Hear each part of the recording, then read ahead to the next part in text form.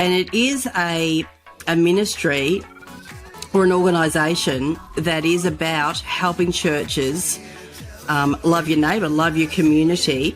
And you guys are so good at ascertaining who is doing this best, so that we can have a look at some best practices, which I want to ask you, how do we clarify, or what do we say is a best practice? What are the measures for that?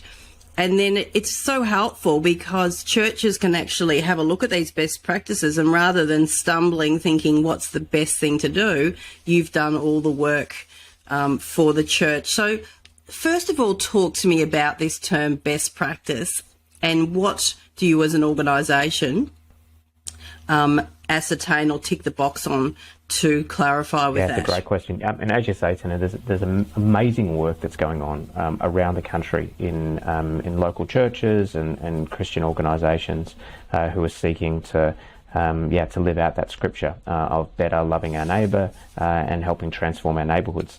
And so for those local churches that are seeking to do more of that, or perhaps they've identified an issue in their community but they're not sure how to respond, part of our role is to provide this menu of best practice projects, tried and tested examples of church-led community engagement that can be basically kind of taken off the shelf, so to speak, and implemented in your local community in a way where there's some certainty that it will actually have a meaningful impact in the lives of those people that you're seeking to reach, and that you don't have to reinvent the wheel.